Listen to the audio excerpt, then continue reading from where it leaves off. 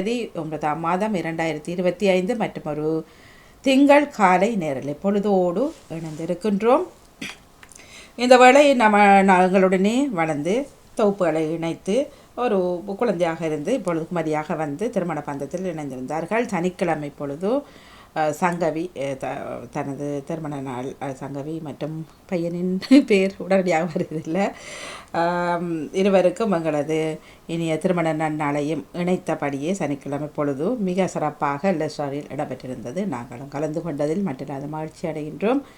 ஆகவே இருவருக்கும் இனிதான வாழ்த்துக்களை இட்டபடியே வினோதன் என்று நினைக்கிறேன். சரி,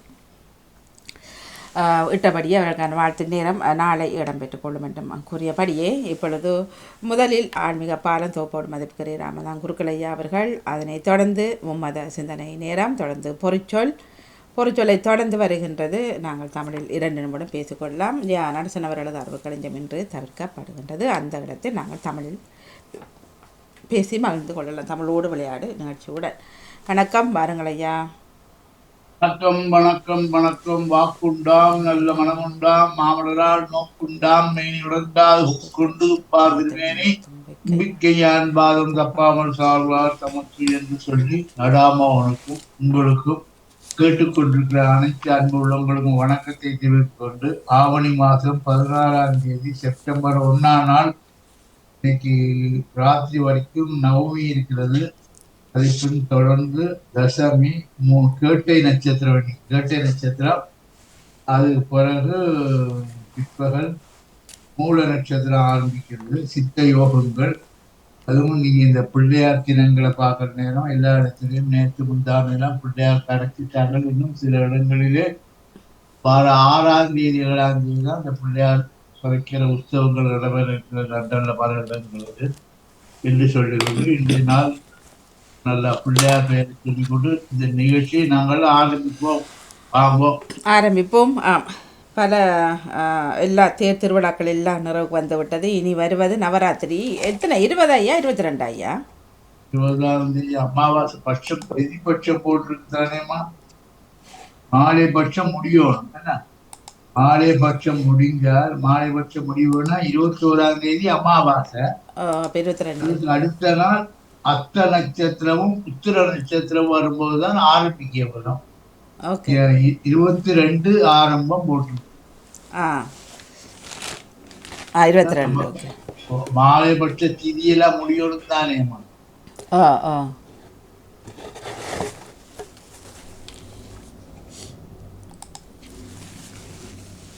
இனி அதுக்கு பிறகு கந்த சட்டி என்னையா? அதுக்கு பிறகு புரட்டாசி முடிய ஐப்பசியில கந்த சஷ்டி ஆரம்பம். அதான் இது நவராத்திரி முடிய. நவராத்திரி 3 நாள் துர்கை, 3 நாள் லட்சுமி, 3 நாள் சரஸ்வதி, 10ஆம் நாள் தசமி, விஜயதசமி, திருவோணம் அவிட்ட நட்சத்திரம் சம்பந்தப்படும். அதுல விஜயதசமி வித்யாரம்பங்கள்.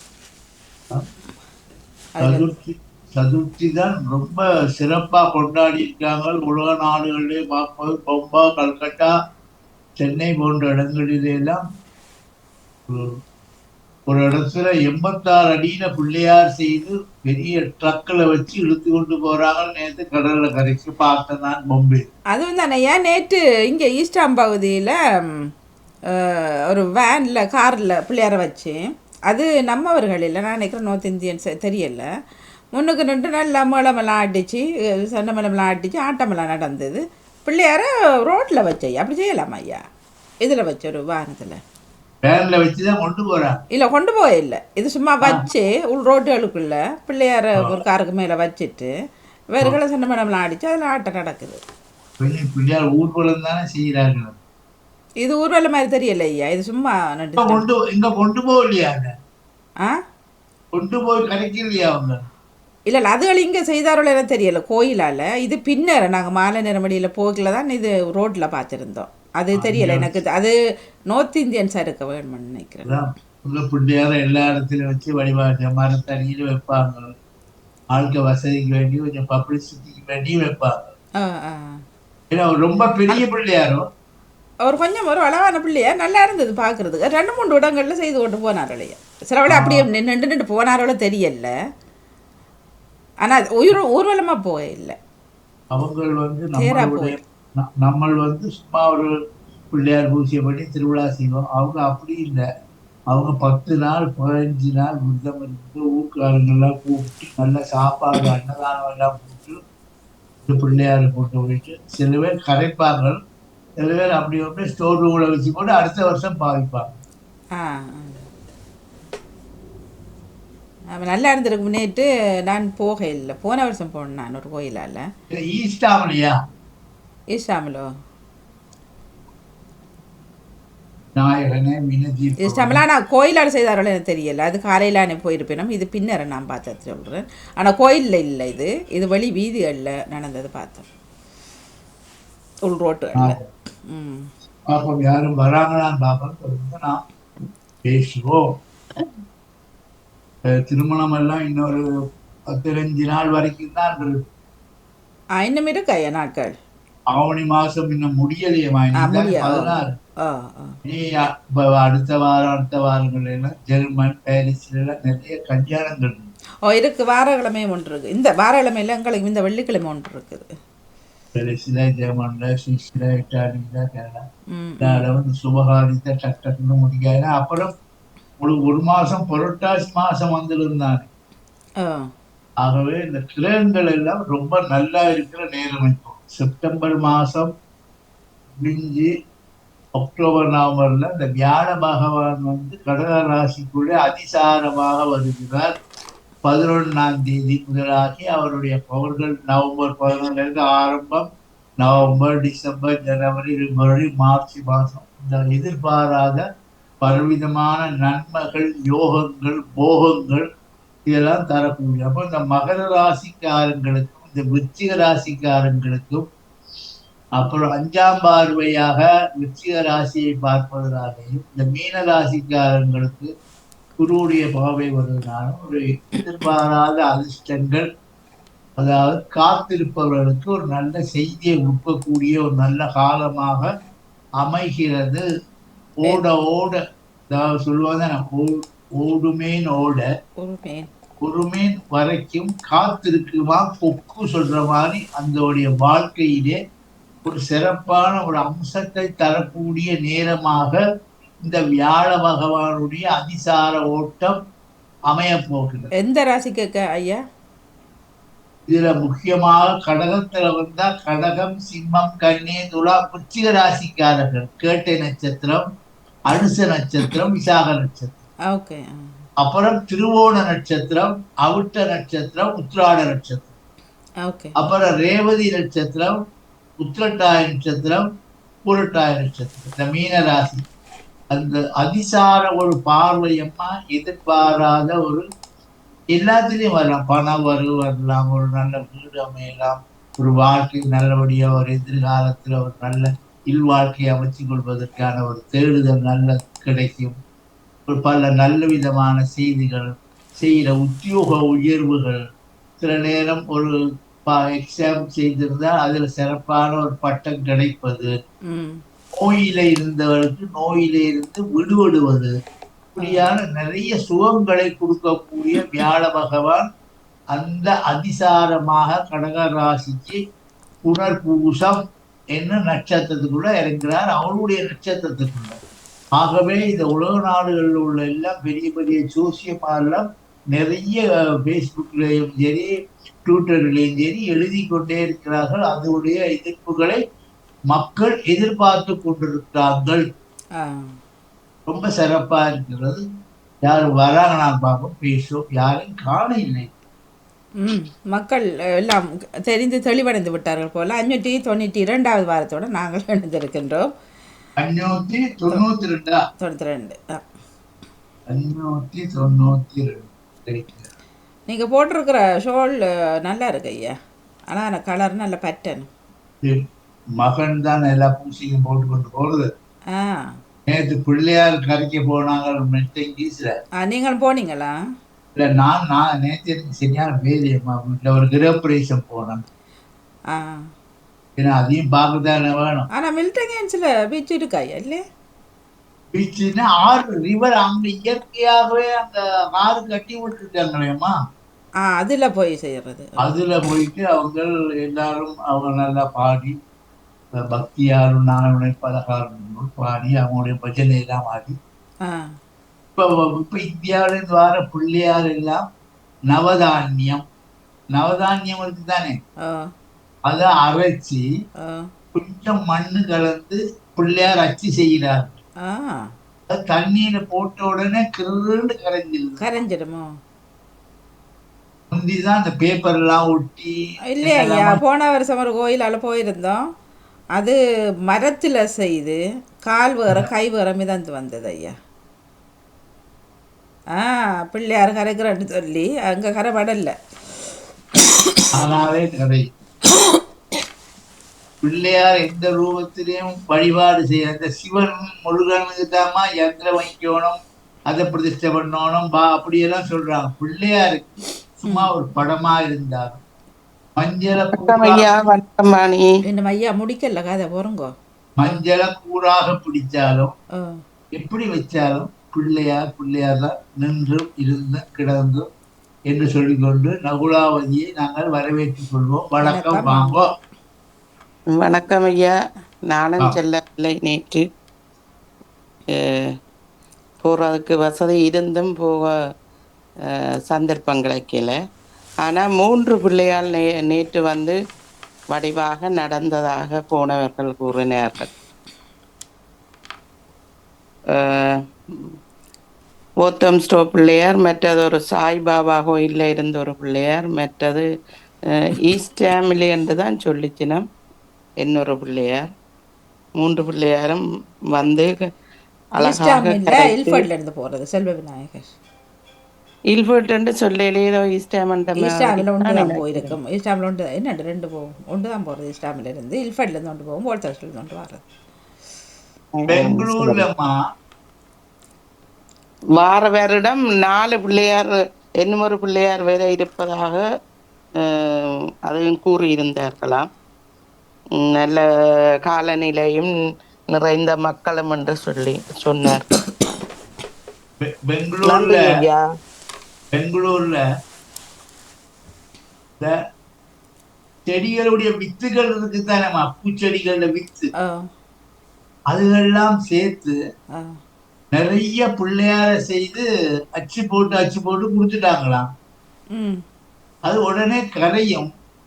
அந்த தண்ணி அடிச்சு கரைக்கு ஒதுக அந்த வித்துகள் பூராவும் முளைச்சு ஒரு நல்ல செய்தியை கொடுக்கும் சொல்லி நேற்று அவர் பேட்டி கண்டவர் சொன்னவர். ம் இந்த துளசி வித்து எல்லாம் இருக்குதானே, ஆமாம் ஆமாம்.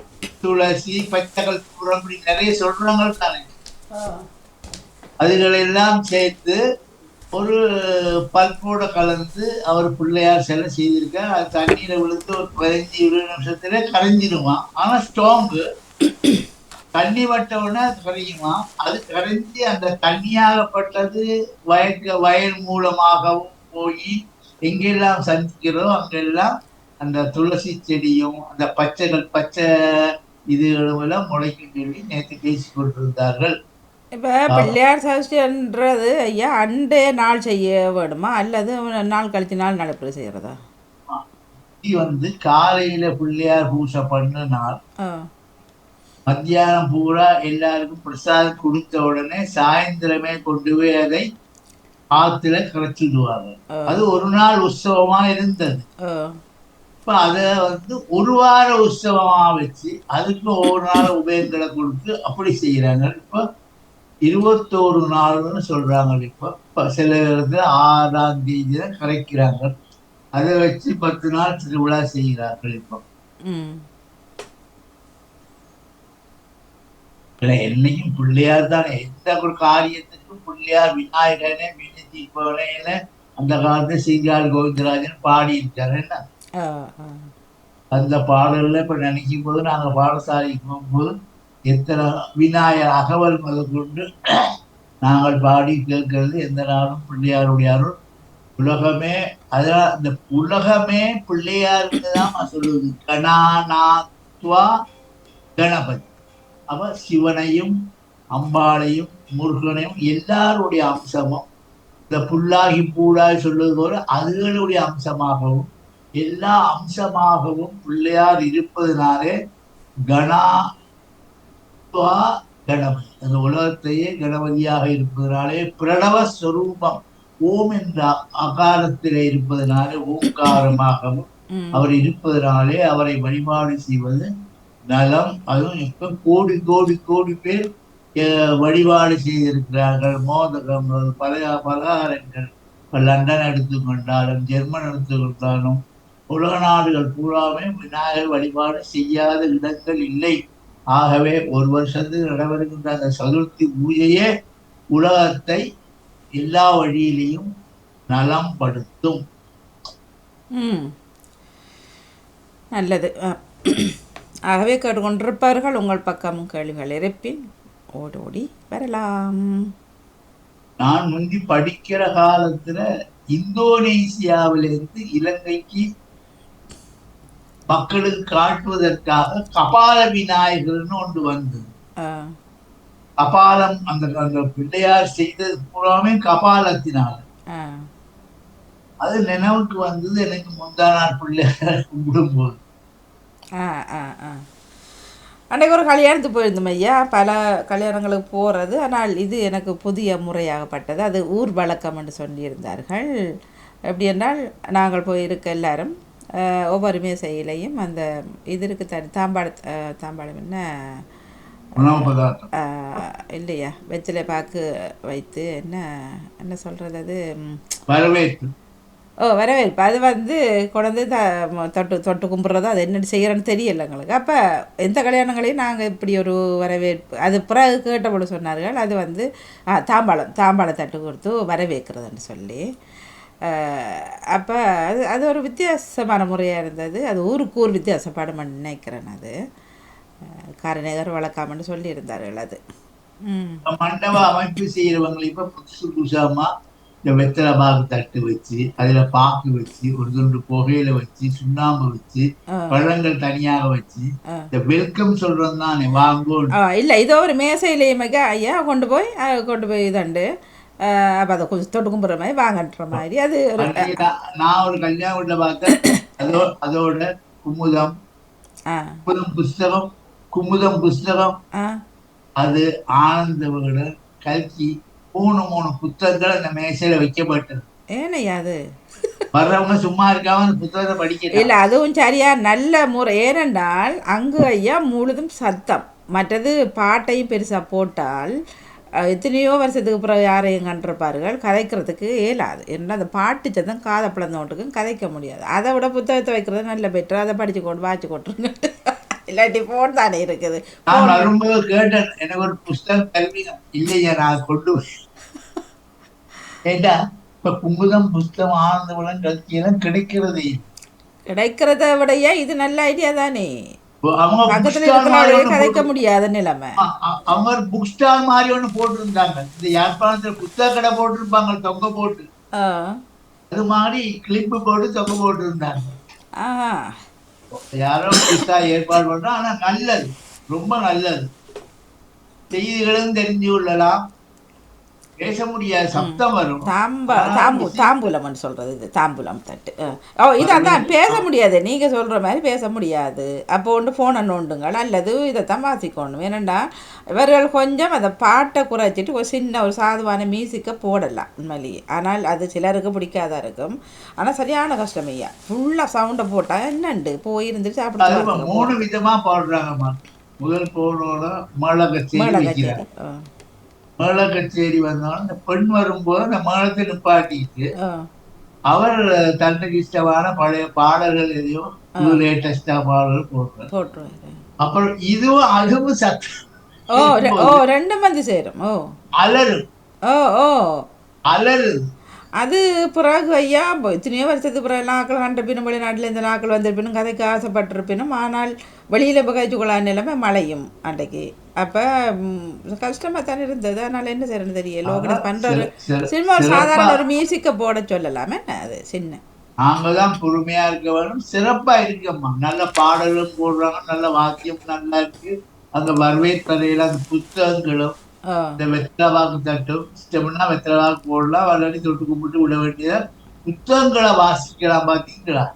ம் ம் ம் எல்லாம் பாப்பம் யாரும் வராங்க புது புது ஐடியாக்கள் வர்றது நல்லதான், அது நல்லதாக இருந்தால் சரி. இப்போ நல்லா நடக்கிறாரு, நல்லா செய்கிறாரு, எல்லாம் சிம்பிளாக மேக்கப் எல்லாம் பணம் மனப்படலாம். இப்போ சிம்பிள் ஐயா அந்த புறை அப்படி இப்படி எல்லாம் வைக்கிறது இல்லை தலையில். அதுதான் நேத்து ஒரு செய்தியில பார்த்தேன் ஐயா. 1 மணித்தியாலம் 2 மணித்தியாலம் இந்த கல்யாண அழகுபடுத்துவது 1,50,000 செலவழிக்கிறாங்க. ஓ ஓ ஓ அங்கு ஊரில், ஆனால் இங்கே 1500 2000 பவுண்ட்ஸ் அண்டு போகுது.